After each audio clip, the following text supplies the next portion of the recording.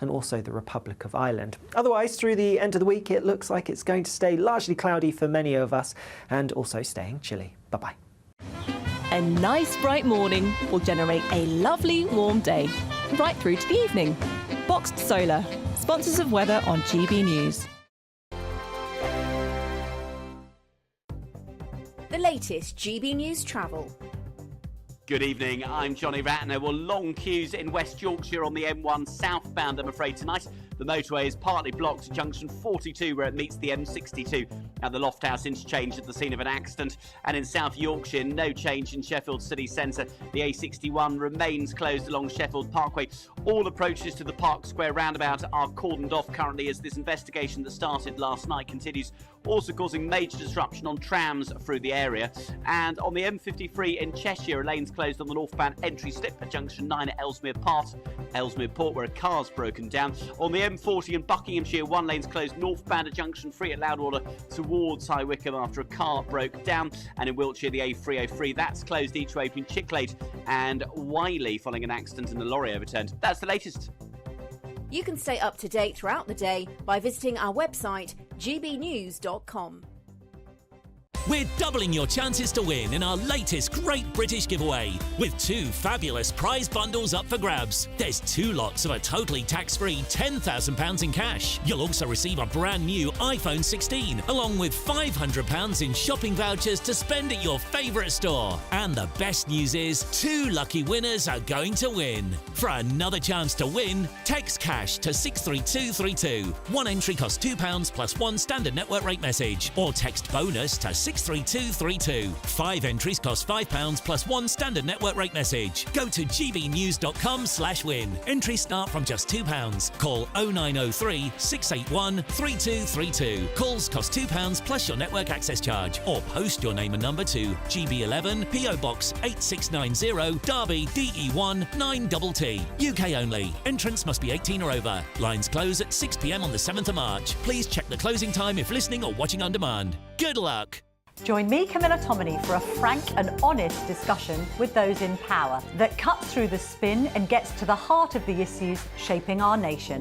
You haven't confirmed that you want to stand as leader, but you haven't ruled it out either. This report basically says that he's not fit to stand trial. Is he indecisive?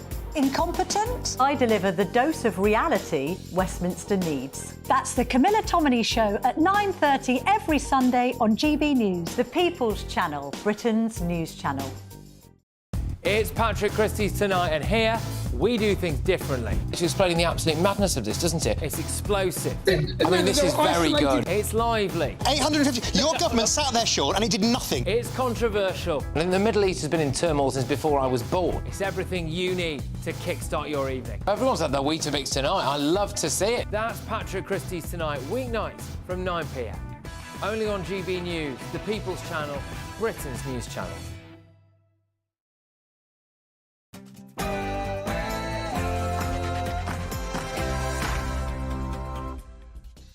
Good evening, it's Tuesday the 11th of February. I am Christopher Hope, covering for Nigel Farage. On the show tonight, the government's immigration bill has passed its first hurdle in the House of Commons last night, despite efforts by the Conservatives and Reform UK to amend it.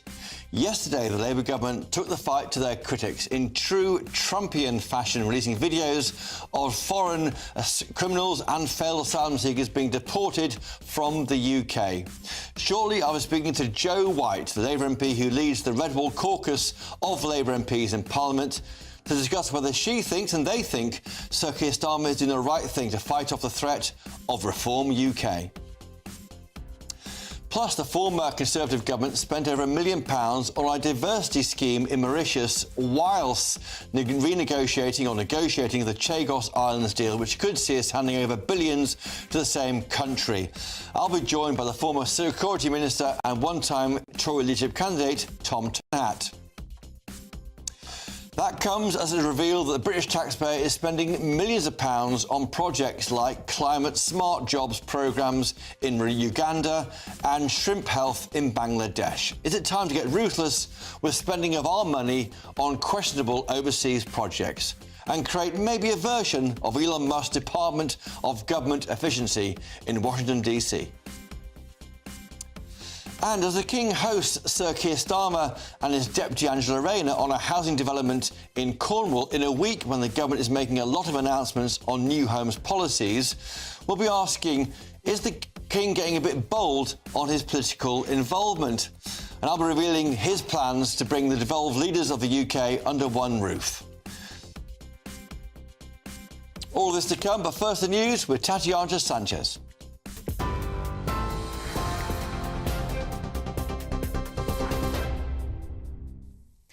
Good evening. The top stories from the GB newsroom. 11 Labour councillors have been suspended from the party as part of its investigation into a WhatsApp group containing offensive messages which saw a former minister sacked and a second MP lose the whip. A Labour spokesperson has said swift action will always be taken where individuals are found to have breached the high standards expected of them as Labour Party members. Burnley MP Oliver Ryan was the second MP to be suspended. He has apologised for comments made in that WhatsApp group. He followed Andrew Gwynn, who was also sacked as a health minister. Gerald Cooney, the former Labour leader of Tameside Council, said he raised concerns about Gwynn's remarks several times in the past year. Labour sources said no formal complaint had been received. In other news, the National Police Chiefs Council spokesperson said police officers and staff should always be held to the highest standards, and we must ensure that only those who are suitable to wear the uniform enter and remain in policing. The comments come as the High Court ruled the Met Police cannot dismiss officers by removing their vetting clearance. Sergeant Lino De Maria successfully mounted a legal challenge after having his vetting removed over sexual assault allegations, which he denies. He was found to have no case to answer in respect of the allegations and argued that having his vetting removed without the accusations being proved is a breach of his right to a fair trial. Met Police Commissioner Sir Mark Rowley said the force will be seeking an appeal on the judgment. Today's ruling on the law has left policing in a hopeless position. We now have no mechanism to rid the Met officers who are not fit to hold vetting. Those who cannot be trusted to work with women, or those who cannot be trusted to enter the homes of vulnerable people. It is absolutely absurd that we cannot lawfully sack them. Israel's Prime Minister says the Gaza ceasefire will end if Hamas does not return Israeli hostages by midday on Saturday. Benjamin Netanyahu warned of intense fighting if the hostages are not released.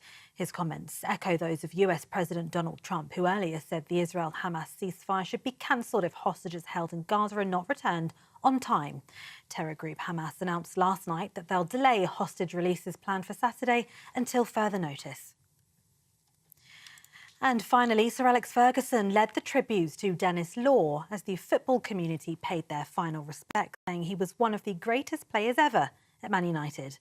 Ferguson, the former Manchester United manager, was in attendance alongside several other United greats, including Ruud van Nistelrooy and Paul Scholes. Hundreds of fans and members of the public also paid their respects, lining the streets as the hearse drove past. And Old Trafford projected a tribute to the late footballer. Law remains the only Scottish player to have ever won the Ballon d'Or, and no man has scored more goals for the national team. He died last month at the age of 84. And those are the latest GB News headlines. For now, more news from me in an hour. For the very latest GB News direct to your smartphone, sign up to News Alerts by scanning the QR code or go to gbnews.com/alerts.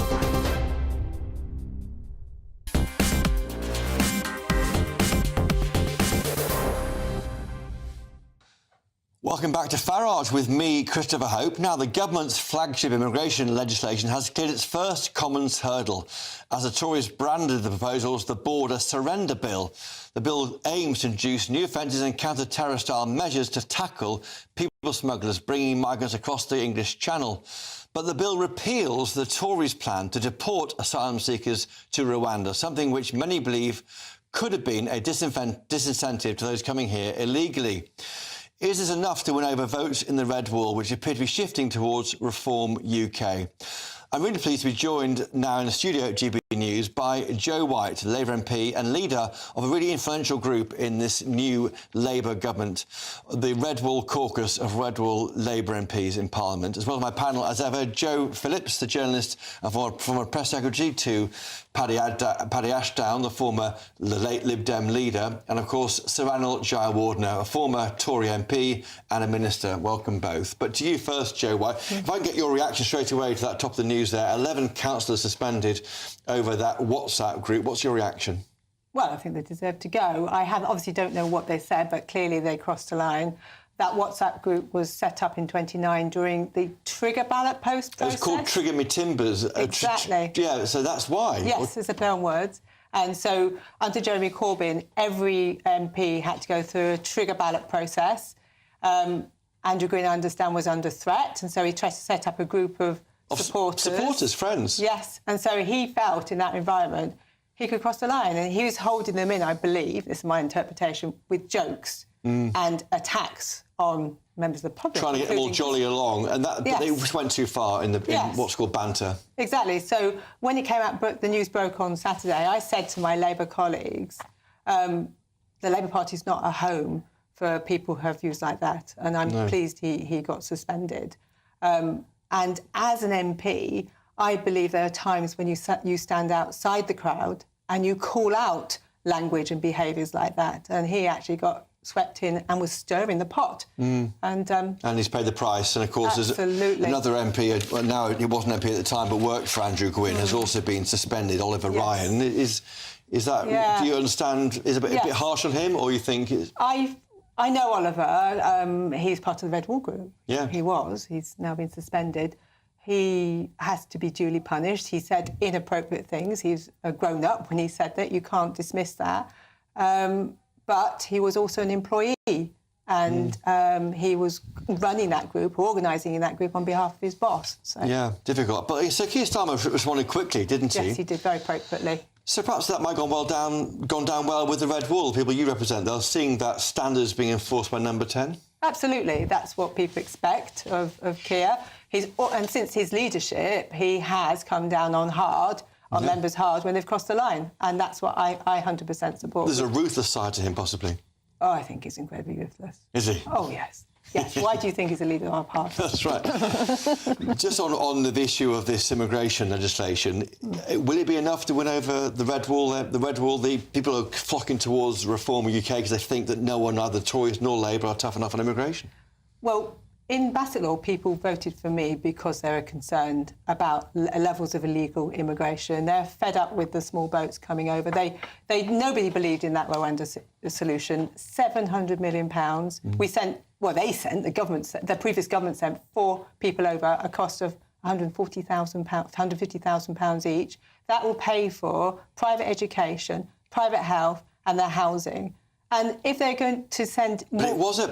It could have put them off, though. I mean, bring in Ranald Jayawardena. You were a minister at the time. You voted it through. What's your take on what Jo White's saying? I mean, it is a surrender of our borders because it would have been a disincentive to people coming here in the first place. And, you know, the reason that the costs were high was because there had to be the facilities built. And guess who's going to use them? Other European nations are now looking at Rwanda, at the facilities that were put in, as a solution to their problems. So this is a big mistake by Labour. Yeah, Jo, would it be wise to allow it to work? What? At the cost of £700 million? Look, this country is in chaos because of the amount of debt that we're in. That £700 million could be used to fund our NHS, to fund our services, and actually fix those roads. Potholes are another big issue in my constituency. So, but the focus has to be on stopping the gangs. And this government is committed to using terrorist powers, how we deal with terrorists, in order to capture them. And we are already doing deals with countries like Iraq, where they're originating from, and we're tracking them down, and we'll use our international partners and our crime agencies here in order to break them apart and smash the gangs. That's our whole focus. And this will work, you think, locally? It's what people are saying to you on the doorstep every weekend? They tell me it's a number one issue. Also, obviously, there are other issues, but it is a key issue, and I'm committed to focusing hard on it. And I will keep challenging government until we see those numbers coming down. Is your group happy? That's 40 or so Labour MPs, isn't it, facing this resurgent Reform UK party? I believe we're up to the challenge. And our demand of government is that they start to deliver in our constituencies. So it's not just about reform, it's about delivering on the economy. People need to feel more wealthy. They need to have money in their pockets. Feeling secure? Yes. We need to improve our health services. We need investment in our areas. We need to improve the skills opportunities. So every time a new announcement comes through, we're looking at how it's going to be played out in our constituencies. So our challenge to Keir Starmer is don't go for the low-hanging fruit in the south, like Oxford or Cambridge is what we had last week. The train line. Yes, exactly. Come to the north. There's plenty of good stories, plenty of businesses that want to invest. They just need that encouragement from government. And ask is come to the north and tell our story. Tell the story. What about Brexit? Do you think it's time that the Labour government just embraced the opportunity of Brexit? Brexit has allowed the government, hasn't it, to add VAT to private school fees, for example, rather than see it as just own the issue. I think that would discombobulate reform, possibly. Yeah, I believe, yes, we've had more freedoms. We couldn't have done that without coming out of the EU. I think I do talk to local businesses and they do want better... They're fed up with the ties in customs, filling out loads and loads of forms. We can make that easier, and that's what our government is negotiating on, is getting better trade between here and the European Union. What people don't want is those ties that tied us into that legislation that actually constricted the work that we did in terms of building trade opportunities. Just while I've got you, Jo, and great to see you here. On assisted dying, you're a supporter of this Private Members Bill, aren't you, Kim Leadbeater? Yes, it was a lot of thought. I talked to a lot of people and listened to a lot of different views before I made my decision. It wasn't until the day of the vote that I decided to vote in favour of it. And are you happy that the idea of a judge checking whether someone's being pressured to kill themselves is appropriate? Is now a panel that's been watered down since the vote in the Commons? That was one of my big concerns, because I anticipated that it would actually be a hearing, and that would actually take time. They'd have to hear the cases on both sides. And also, our courts are already snarled up with too many cases, and it could actually mean delays. So I think this is a way through, and so that it can actually have a psychiatrist and a social worker listening carefully, not just... And the other issue is coercion. No, that's the big worry, I think. Exactly. And so they actually be listening and understanding whether this has been a decision on individuals' free will, and there's not being anybody forcing them from behind. Are you happy for the government to be neutral? They're not getting involved. It's a private member's bill. They're letting Parliament do it. Is that right, do you think? I mean, why is Wes Streeting against it? He's in charge of the health service. Siobhan Mahmood in charge of the justice system. She's against it too. It is a moral choice. It's a bit like the legislation on abortion. It's about what we personally believe. And I welcome that, because it gave me the time to think and listen to people. And I've listened to my constituents as well. So it was a difficult one. But I understand Wes Streeting's concerns. There is a potential additional burden on the NHS when we've got to sort it out. And that is our big focus. But at the same time, there are people who are facing certain death, and I feel they should have much more control over how that ends. Some agency about it. Exactly. And there also has to be far better palliative care, so that they can have a better choice about how their life will end. Well, Jo Phillips, you mentioned their palliative care. Did Jo mention it there? Is the worry that it's not good enough, and so the choice is a false choice because we haven't got good enough quality end-of-life care? I think the palliative care, it is very important, but I think it's also a slight red herring, and I don't think Wes Streeting should have actually got involved in this, because, as Jo says, it is such a matter of conscience. And actually, Chris, we talked about it on this programme. You were in Parliament.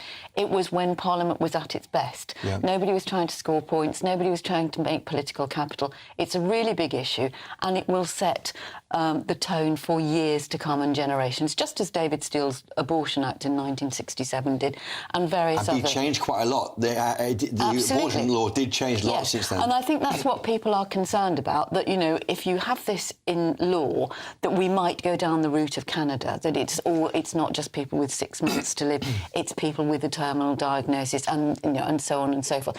But I think, as Jo says, it's a matter of conscience, and I think it makes a lot more sense for social workers and metropolitan psychiatrist who can look at this really big issue of coercion than a judge. Yeah, Sir Ranald Jaya-Warden, how would you have voted if you were still an MP in this? I've made my view very clear. I'd have been absolutely against it. I think there are huge risks from this process, and you're giving control to people near the end of their lives. Well, I'm sorry to say that what was promised at second reading has not now emerged. So this, there was great weight put behind the fact that there would be a judge looking at it, even if someone was in favour of it. There are plenty of people now saying that they're not so sure. And beyond that, I mean, I think the panel that now is being proposed, these are three people who are now going to be predisposed to accepting that someone should be ending their own life, whereas a judge would have been more impartial. Let's start at Joe White. Is that right, then? The panel might not be balanced enough to get a true... No, it will ultimately be the judge who takes the final decision. No, but there's no judge. The judge will be... There'll be a lawyer, not a judge. There's a big difference. There's no presumption that they'll be predisposed, and potentially... Who's appointing this panel? Potentially with a High Court judge. No. There was always the risk that they could be predisposed anyway. So I think there's much more independence when there's different people coming in and actually listening and understanding whether this person is the right choice for that person because it's a choice that they've made and not being made on their behalf by their relatives. Well, that's not what a lot of people who voted for it at second reading, wishing it to get a proper hearing, to be looked at closely, that's not what they're saying. They're now very concerned that what's been promised is not emanating from the committee. Ranald hasn't got a vote anymore, but in Parliament at third reading, is there a risk that by changing these key elements of it, you might lose a third reading? I doubt it. I think most people... There are people who had concerns who voted in favour of the bill. I think this actually addresses those issues. And you have to bear in mind that this is a committee, a panel of people who've actually had people coming in giving evidence. So they've taken those views to see how they can strengthen and improve the bill. OK.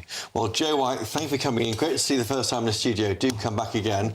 And, of course, Joe Phillips, the former Press Secretary to Paddy Ashdown, and Sir Ranald Jaya-Warden, the former Conservative Minister. Thank you both. That was great. Now, coming up next, the previous Tory government spent £1.3 million on priority diversity projects in Mauritius whilst negotiating the Chagos deal. Yes, that deal again. I'll be joined by the former Security Minister and a former Tory leadership candidate, Tom Tugendhat, who questions why this deal needs to be done. That's next. Good afternoon, Britain. Weekdays from midday.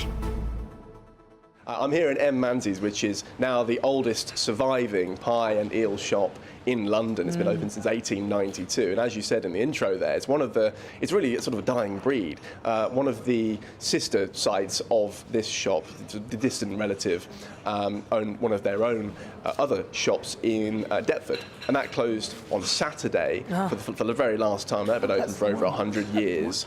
So you clearly see that there's a declining, not necessarily a declining interest, that's the wrong way of putting it, but it's nowhere near as prevalent as it used to be. This was a staple of the East End, and it's now gone from about 300 shops in the Victorian times to under 40 now, and it's declining further and further. Now, also, a couple of months ago, I was in Basildon talking about a similar story with Richard Holden, trying to create a protected status for pie and mash to prevent sort of copycats from stealing the recipe and making it less authentic. So that is ongoing. There's clearly interest in it, and tourists enjoy coming in here. Hopefully, I'll get one of my own pies shortly and have another taste. But it would be a shame to see this go. It's not just about the pie and the taste and the flavour, which is fantastic. It's also about history and community. A lot of people come in here as regulars, so we're just shining a light on a crucial part of London's historic economy. It's a bit of good fun, and it certainly tastes very good as well. Demographics have changed, yeah, and actually a lot of the ownership, the people who would run these shops traditionally over the last few decades are moving out towards the west, they're moving towards Kent, they're moving towards Sussex. So there are demographic changes, and no doubt that is influencing it as well. And as I say, it's important to do stories like this just to remind people of London's history and why it's important to support these local businesses. GB News, the People's Channel. I'm Christopher Hope. From pop stars to politicians, I'll interview anybody in a pub who's got a political opinion. Join me every Friday on Spotify, Apple Podcasts, YouTube or gbnews.com, or wherever you get your podcasts. This is GB News, the People's Channel. In the GB Newsroom, we bring you the news as it happens. With our team of dedicated journalists across the UK. We're ready to keep you up to date with what's happening every half an hour, every single day. Bulletins here on GB News. The People's Channel. Britain's news channel. If you want your news to be straight talking... This is a nightmare for the Conservatives again. Down to earth. It's not just Nottingham where this is happening, is it? And most importantly, honest. Hard-working, middle-class taxpayers, they'll get their book thrown at them. Then catch me, Martin Daubney, Monday to Friday, 3 till 6 p.m. on GB News, Britain's news channel.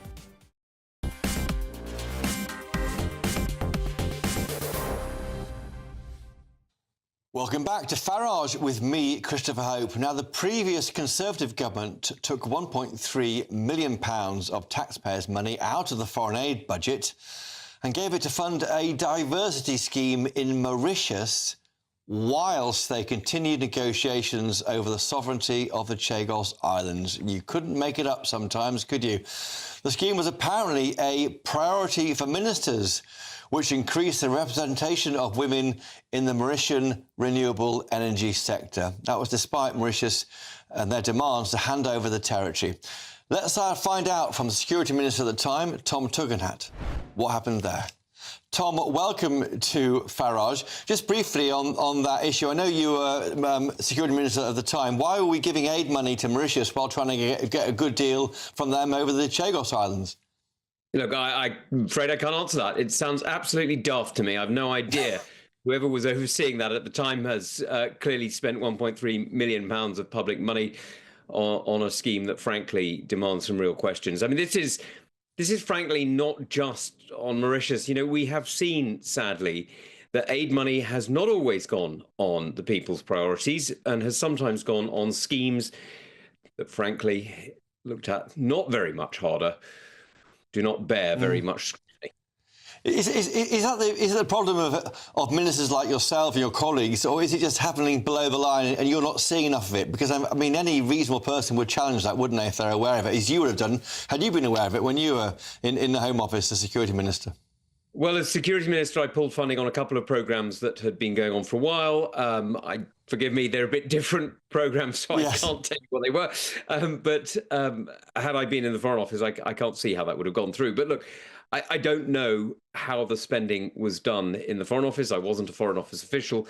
But when I was chairing the Foreign Affairs Committee, we questioned an awful lot of decisions taken by the Foreign Office. And you'll remember I was hugely critical of many different aspects of the way in which the Foreign Office ran itself. I'm afraid I've not been very impressed over many years of the way that the Foreign Office prioritises its spending, its resources, and even its training.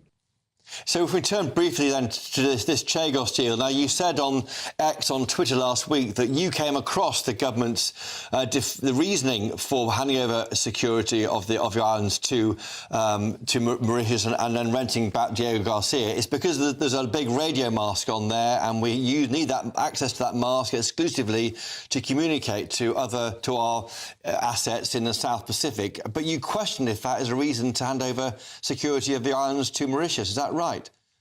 Sorry, look, I'm not going to go into the reasoning behind. All I'm going to say is that the idea that if we don't hand over islands that have been British for over 200 years have never seriously been claimed by Mauritius. Nobody pretends a part of Mauritius, except in recent years.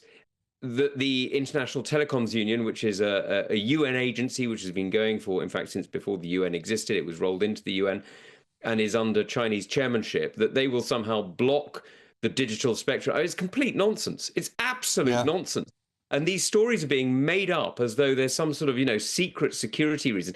No, this is a daft deal being done to assuage some sort of, colonial guilt or something. I don't know what. And it's completely ridiculous. The reality is this deal should never have started. Yes, I know it happened when we were in government. We shouldn't have allowed it. David Cameron stopped it.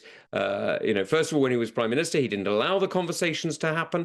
They started after he was Prime Minister. When he came back as Foreign Secretary, he stopped them. The idea that these are somehow national, necessary for national security is rubbish. They undermine it. Chris, it's like you deciding to give away your house and then paying to rent it. It's completely insane. You wouldn't say that that made your living arrangements more secure, would you? Your family wouldn't thank you for it. You end up with less and you're paying for the privilege. So why on earth, Tom Tugendhat? I mean, I think many will be nodding in agreement to you saying this. Why are we doing it? Well, I don't think we should be. I mean, I think it's ridiculous. Look, okay. I think that there's a few people who have somehow convinced officials that this is the sort of thing you need to do in order to look good at the UN. Well, I'm sorry, the job of the British government is not to look good at the UN. The job of the British government is to defend the British people. That's it, right? And, you know, of course we've got to uphold the law. Of course we've got to make sure we stand by our treaties. But this isn't even doing that. The International Court of Justice is much more like marriage counselling between states. If you don't accept the marriage counsellor, the counselling doesn't work. Now, Tom Tugendhat, you mentioned China just then. I want to play a clip now of what you're up to at the weekend. Why are you all here? Why am I here? Why are we here? Why are we so interested in what could go on behind us? Because we know that when the Chinese Communist Party puts up walls, what goes on inside them is never in Britain's interest. We know that when the Chinese Communist Party closes doors, the only thing they trap is... OK, that's you at the weekend outside the planned site for a new super embassy for China. But isn't it right that now the world's second biggest economy has a big embassy in London, Tom Tugendhat? Look, there's nothing wrong with the Chinese having an embassy in London. They've got an embassy in London. In fact, they've got embassy locations in different parts of London.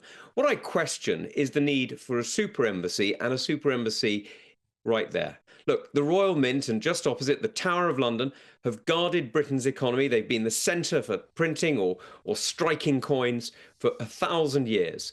And the idea that we should be handing over those sites to a country that is not just undermining our national security in various different ways, but threatening our economy. Look, there are many people who'll be watching your show tonight who are worried about their business, worried about their jobs, worried about their future, because their company has been hacked, because their IP has been stolen, because their ideas have been taken away and sent to China. Now, that isn't right. Now, of course, there's more that the British government can do. We've got to make sure we're bringing jobs home and stopping these daft environmental regulations that mean that they can't be made by clean gas and instead are being made by dirty coal in China. Of course, we've got to do that.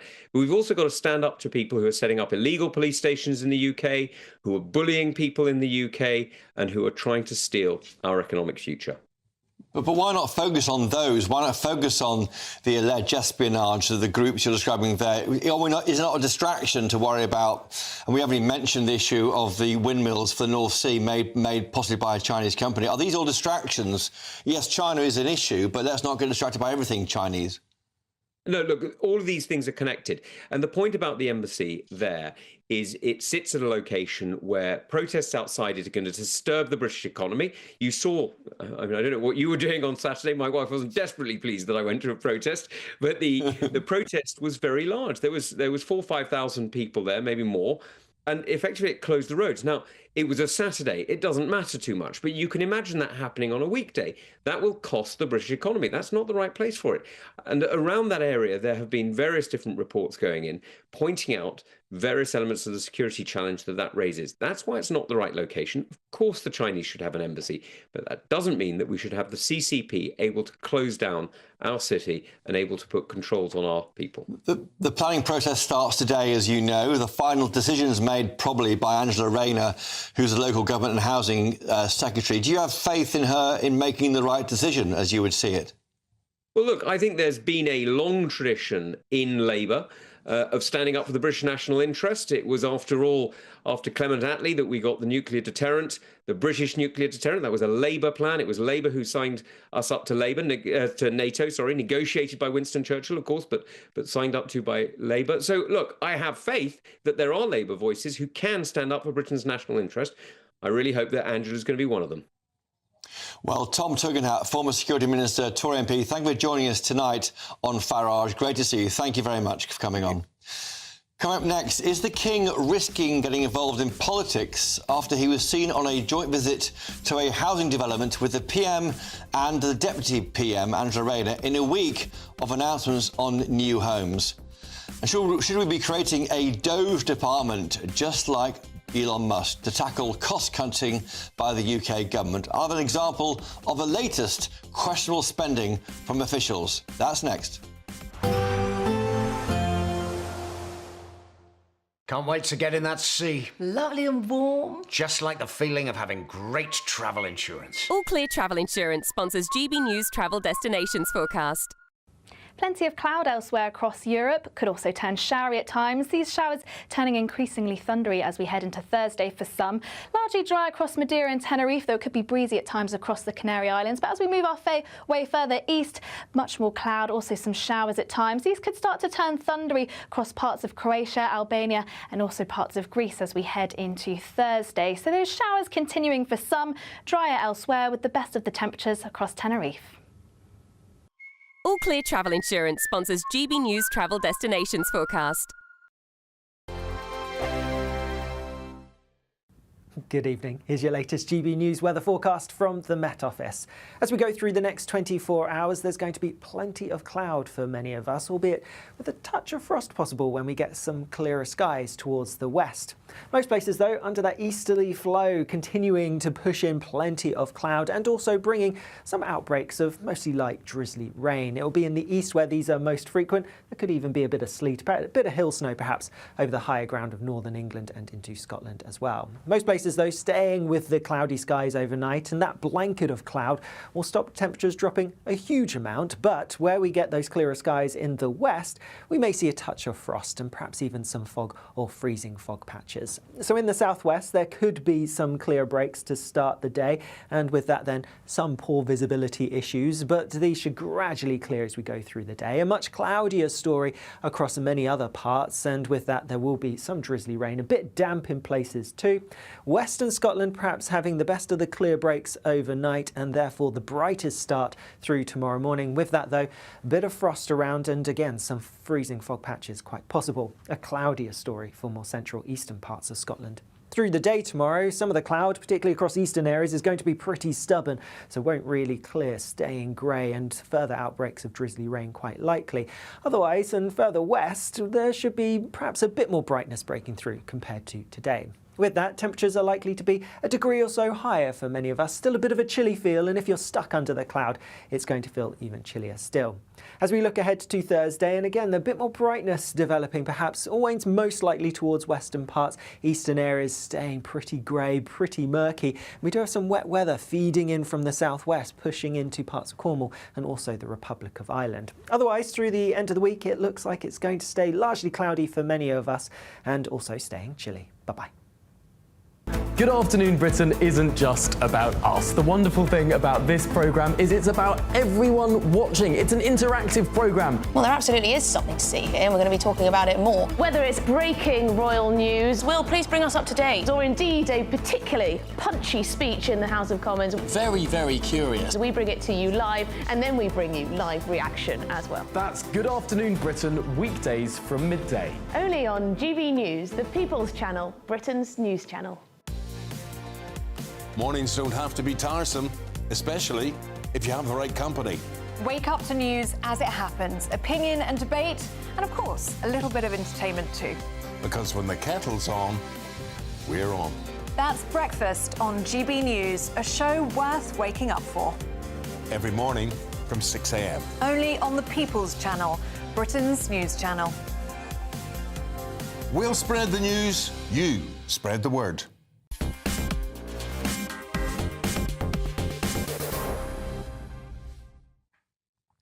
And welcome back to Farage with me, Christopher Hope. Now, King Charles has given Prime Minister Sir Keir Starmer and his deputy, Angela Rayner, a guided tour of his environmentally friendly, sustainable housing project in Cornwall in a very rare joint visit for those three individuals. The visit leaves the impression that His Majesty the King endorses the government's policy on new homes and new towns, which both the Palace and Number 10 may not object to, but still presents a risk of sorts for the monarch.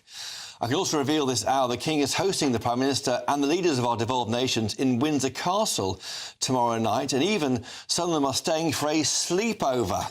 Imagine the pyjamas. So what's going on? Is the King's increasing involvement in politics a risk to the monarchy, which normally remains above the political fray? I'm joined now by the former royal butler to the King when he was Prince of Wales, Grant Harold. Grant, is this a difficult water for the King to be swimming in? It's getting more and more political. Thank you for having me on. You're right. There's always been this fine line. I think you agree with this historically, where the King, even as Prince of Wales, there was certain people would say that he got too involved in politics. And it is a fine line because obviously as King, part of his duty, his job is meeting with the Prime Minister every week, which is what his late mother did. Obviously, it's an opportunity. The Prime Minister has always said, especially with the late Queen, it was a chance for them to be able to kind of share their views, their feelings, and get her experience. She's allowed to guide them. She's not allowed to tell them what to do. Obviously, that was the Queen's role, same as the King. I think getting them to go around and see his housing project there's two parts to it, really. One part is he's proud of what he's achieved and what he's doing. The fact that it is sustainability, it's to do with providing jobs. It's provided jobs in the community, and it's using traditional building skills, which he's very fond of. Now, he's aware that the government are obviously building these new homes, and it's not to say that he's trying to get involved in it. He's probably wanting to kind of say, look, this is what I've done, this is how I've done it. Giving them maybe ideas more than anything, I think. But it's in a week when we're having a lot of housing announcements from the Prime Minister, some event on Thursday, we think. Early this week, we had on Sunday, making it easy to buy a new home. More plans announced probably this week on council housing. I mean, the problem is, yes, it's great what the King is doing, but if you align it too closely to what the government wants to do, then people might be asking, well, why not support the farmers? Why not support with their battle with inheritance tax? Why not speak out for other communities? Why choose housing, Your Majesty? Absolutely, and as you know, a lot of those things you've just mentioned, he's very, very, very passionate about. But as you've said, he can't get involved. And historically, as we know, when kings got involved with politics in the past, one of our kings lost his head. So it's not advisable for him to get too involved. He won't go that far, but thank you for joining us tonight, Grant Harold, to give what the King might be thinking and what he's up to. On to my panel now for their reaction to Joe Phillips and Sir Ranald Jayawardena. Joe Phillips, are you comfortable with the King being more politically engaged? Yes, I am. I mean, you know, he didn't come to the throne until he was in his 70s, as we know, and we know that he's never made a secret about his concern for the environment, for architecture, for other things. We were talking earlier with Tom Tugendhat about the potential building of the Chinese embassy. He got very involved when he was the Prince of Wales with Paternoster Square in London and plans for building there. I think it is significant, and I have noticed, not that I'm an avid royal watcher, you understand, but I have noticed there is an ease, I think, between the King and Keir Starmer. Is he a Labour supporter, you're saying, Well, Joe no, Phillips? I'm not saying that at all, but I do think it's interesting, and I gather that actual visit to his place in Cornwall was in the diary before the election anyway. Oh, really? So I don't think it's suddenly been, oh, let's do it this week because we're making housing announcements. The other thing that he's done, which I think is important to mention, is that he's reintroduced what the late Queen did, which is to have fairly regular meetings with the leader of the opposition, and that happened with Kemi Badenoch last week. So, Ranald Jayawardena, if it was actually scheduled a long time away, should this government have not put it into a meeting, into a week stuffed with housing announcements? It looks like it's all connected. Well, I mean, we're all going to have our own views of particular issues that His Majesty might or might not support. But on this, my personal view is that His Majesty has actually led the way on architecture. Poundbury is a great example of what modern development can be, drawing on the best of our past, unlike, I'm sorry to say, some of the boxes that are built by some of our big volume house builders.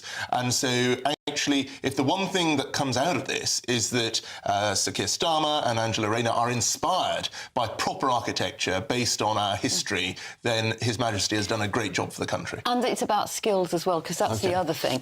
And the other thing I would say just very quickly, don't forget, very quickly after the election, the King sat down with the Home Secretary and Keir Starmer and Idris Elba to talk about knife crime. So it's not the first time he's got involved. Well, Ranald and Joe, thank you. Now, moving on, Hundreds of thousands of procurement contracts are being searched and exposed for potential wasteful spending. It comes as the Twitter owner, Elon Musk, his Doge department, begins slashing the size of the state over in America. So does Whitehall need its own woke waste crackdown to save taxpayers' cash? Joining me now to discuss this is GB News reporter Adam Cherry. And, of course, Joe Phillips remains here, and also Ranald Jaya-Wardner. But to you, Adam, what have you found out from searching around the internet? Well, there's a lot of this going around at the moment. So the likes of Guido Fawkes, Woke Waste, who Charlotte Gill was on the channel earlier today, procurement files. Everyone is digging into this stuff. And we're going to talk about the Crown Prosecution Service specifically because a written answer by Lord Ponsonby in Parliament reveals the Crown Prosecution Service has 27 staff who are permitted to undertake diversity-related network time during their core working hours. There is no, and there are 8 staff networks allocated to this overall. There's no specific or specified maximum percentage of work time to spend on this network activity, but the maximum allocated to any one individual in this financial year is 177 hours, and for 24-25 there are over 3,000 hours allocated in total. So we approached the CPS for comment about this. Is this an effective use of taxpayers' time? What do they say, Adam? They say having a workforce which represents people from different walks of life may help make sure our prosecutions are fair for all. We employ well over 7,000 members of staff, and those colleagues, those 27 colleagues who spend a small portion of their time on this work, make up significantly less than our 1% of our headcount. Now, fine, but the point is, individually, these may not seem like huge sums, but collectively, across government and across Whitehall, these procurement contracts, it adds up to a lot. And this happened probably on the Tory government watch, I'm guessing? I believe so, yeah. Just clarify exactly on that. It raises actually makes a good point here, because this stuff has existed for a long time and carries over between governments, not just here. There are far worse things, Adam. You know, there are not dodgy contracts. There are contracts with people like Fujitsu, for instance, who are the bad guys at the middle of the post office. And they've been kicked off government contracts post the post office. Yes, they've been kicked off, but they were awarded the contract for the special... But, Joe, if I can ask the Conservative Minister, Ranald Jaya-Wardner, why on earth is this stuff happening when you were... we don't know if that's on the Tory government watch or Labour watch, but enough happened when you were there. Did you ever try and stop it happening, this spending on DEI projects, when there's a big queue for cases in the court service? Yeah, I mean, as you say, I don't know the particular details of this written answer, but I'm not going to defend it, whether it was on the Conservatives' watch or under this new government. The truth is that we do need a Doge in this country to really go through government spending, and also the structure of government. You know, government is too wide. But aren't MPs their own Doge? There's a PAC, the Public Accounts Committee. Yeah, but the Public Accounts Committee has some responsibility, but actually getting into the nuts and bolts of government spending and streamlining government, including a number of departments, like Milei has done in Argentina, I think there's a lot to be said for that. Well, listen, thank you, Randall. Thank you, Joe. There's more of this on GB News' website, of course, gbnews.com. And until we have a Doge established, we've got our own Adam Cherry. He'll be leading it all, doing it all for you. Stay tuned. Coming up next, it's been 50 years since Thatcher was elected leader of the Conservative Party. Will we ever see a leader like her again? And how would you cope with the politics of Doge and Twitter in 2025? Stay tuned. This is GB News, Britain's news channel. We were talking earlier about the issue of Siri listening to you. Well, it's not just your own conversations being sort of harvested for data, but it's a problem with AI. So what seems to have happened yesterday is that Apple issued a alert saying that Luke Littler had won the darts before he had. I mean, imagine what would, if he then gone on to lose, how that would have looked. I mean, obviously, because he went on to win, at least they got the story right, but before it had happened. So what it seems to happen is that the AI farms existing stories, and what it has done, that's the alert. We can see the alert there now, and it also claiming that Brazilian tennis player Rafael Nadal had come out as gay, when actually a different Brazilian tennis player was actually mentioned in the original story. So what it does is you see that it's branded as BBC Sport. What the Apple AI system does is it farms alerts that it thinks people are getting from the source, and then summarises them into one alert. It looks to me like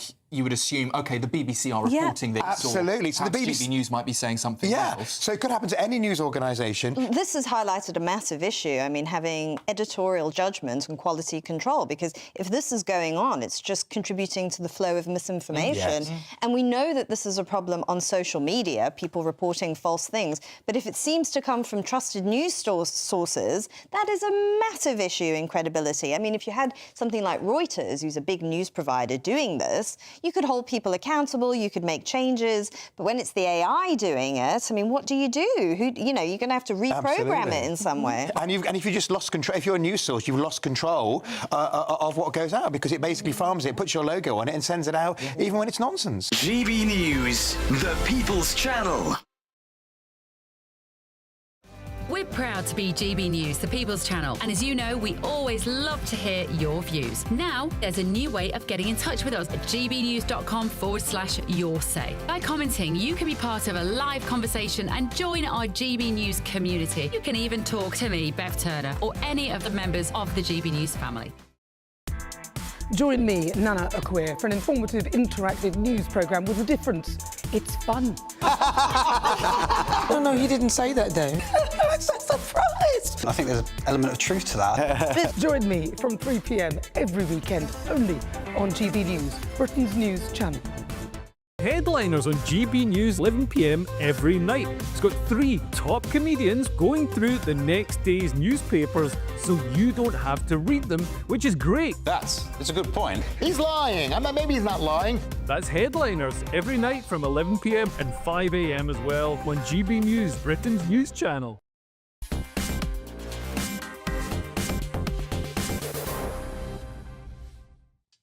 Welcome back to Farage with me, Christopher Hope. Now, it's 50 years ago today since Margaret Thatcher won the Conservative leadership race, and history of this country changed. GB News' reporter Adam Cherry spoke to those who knew her or were inspired by her. The problems that will face us when we return to power, the problems that will face us in turning round a whole economy. Today marks 50 years since Margaret Thatcher became the leader of the Conservative Party. With the Prime Minister Sir Keir Starmer now invoking his inner Thatcher in a vow to cut red tape in pursuit of growth, and her name still lionised amongst the Conservative faithful, Thatcher remains very much at the centre of political conversation. But who was the real Margaret Thatcher? And how did she embody Conservative values? What is her true legacy? Margaret Thatcher, born in Grantham in 1925 as the daughter of a grocer, rose from modest beginnings to become leader of the Conservative Party and leader of the opposition on the 11th of February 1975, defeating Ted Heath in the leadership contest. The result of the first ballot in the leadership contest when she challenged Ted Heath. And in a way, it was the more important of the two, because it's the night she beat Ted Heath. This was a great surprise to most people, and she had broken through. And because of that victory, he had to resign, and she had the momentum, so that when the final ballot, the second ballot, was a week later, she was up against Willie Whitelaw and several others, but the tide was going with her. She then went on to make history by becoming the United Kingdom's first female Prime Minister in 1979. The Queen has asked me to form a new administration, and I have accepted. And led the country for over a decade until 1990. Thatcher's tenure was marked by a radical transformation of Britain's economy and political landscape. She championed free markets, privatisation, and a reduction in the power of trade unions, reshaping the country's economic model after years of stagnation throughout the 1970s. All points of the political spectrum still speak in reverent tones, not about everything about Margaret Thatcher. It's basically because she won the argument, particularly on economics and on free markets and on choice. That discussion's sort of over. Domestically, she's best known for her battles with the unions, her controversial poll tax policy, and her commitment to limited government intervention. Internationally, she played a key role in the Cold War, aligning closely with US President Ronald Reagan, and was instrumental in the Falklands War victory in 1982. Now, I'm from a working-class family background in Lincolnshire, born on October the 13th, by the way, I should say as well, so I share a birthday with this great lady. My dad was a Labour voting trade union activist, worked in a factory. My mum worked on the tills at Asda. So when I was formulating my views and opinions, it was this positive, can-do, aspirational attitude that she articulated so well that really resonated with me. And those values, those principles, the things she said, are as true today as they were when I first heard them many years ago, and is why I'm here now. I mean, I can absolutely say this. I would not be here now, standing, talking to you, as the co-chair of the Conservative Party, had it not been for Margaret Thatcher. Margaret Thatcher isn't everyone's cup of tea, but 50 years on from her election as the first female leader of the Conservative Party, the fact that she is still at the centre of political conversation is perhaps her strongest legacy. Adam Cherry, GB News. Great work from my colleague there, GB News reporter Adam Cherry. Joining me now in the studio, of course, is Joe and Ranil, our panel tonight, and of course Sir Jacob Rees-Mogg, the former Conservative Cabinet Minister. To you first, though, Sir Ranil Jayawardena, do you think her legacy is being sort of trashed? I mean, or is she have value in the Tory Party nowadays, or is it still is what she stood for important? Well, of course, we have to deal with the situation that we find ourselves in, but she still provides some guiding lights, as it were, for us on policy.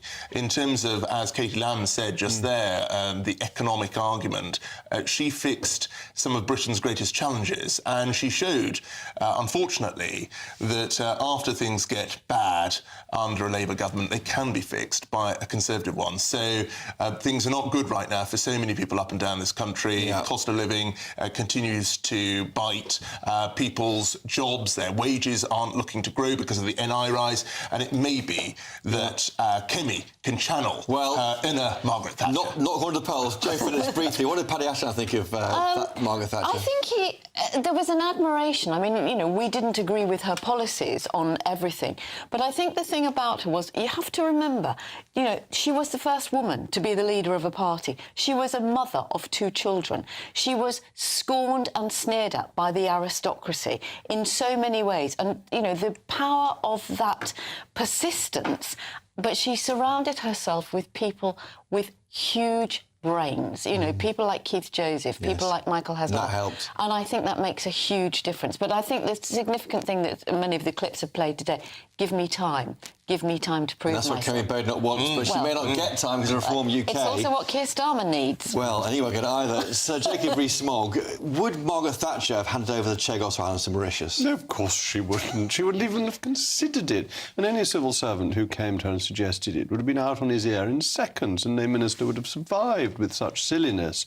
She was forthright. She understood the needs of the British people. She believed people could run their own lives better than it could be run for them by the state, and she believed people should keep their own money. It was made easier for her by having a quite a strong left-wing party to fight against. I think the Labour and Tories seem so similar now. There's not the same leadership, is it? Well, I think there's certainly been a problem, that there's been a consensus in British politics, like Butskellism, that has failed. And Margaret Thatcher broke one consensus. We must now get rid of this current consensus that hasn't worked, hasn't delivered for British people. I must ask you what's on your show tonight. Well, I will, of course, be talking about the 50th anniversary of Margaret Thatcher becoming leader of the party. Arlene Foster is coming on to discuss that. But I'm also going to be talking about some waste that Margaret Thatcher would have hated. We're apparently giving £15 million to Uganda under our overseas aid budget to help them with climate change jobs. And you think this is the potty sort of stuff that Donald Trump has just stopped, and we should be doing the same. Focusing on government waste often happens under a Labour government, certainly historically, but it should happen maybe under the Tories too. Well, thank you for my panel today, Joe Phillips and Sir Ranil Jayawardena. Great to have you here. Coming next, of course, is Sir Jacob Rees-Mogg, State of the Nation. But first, the weather, and here's Even though we'll see a cloudy start, it'll be a bright outlook for the rest of the day. Boxed Solar, sponsors of weather on GB News. Good evening. Here's your latest GB News weather forecast from the Met Office. As we go through the next 24 hours, there's going to be plenty of cloud for many of us, albeit with a touch of frost possible when we get some clearer skies towards the west.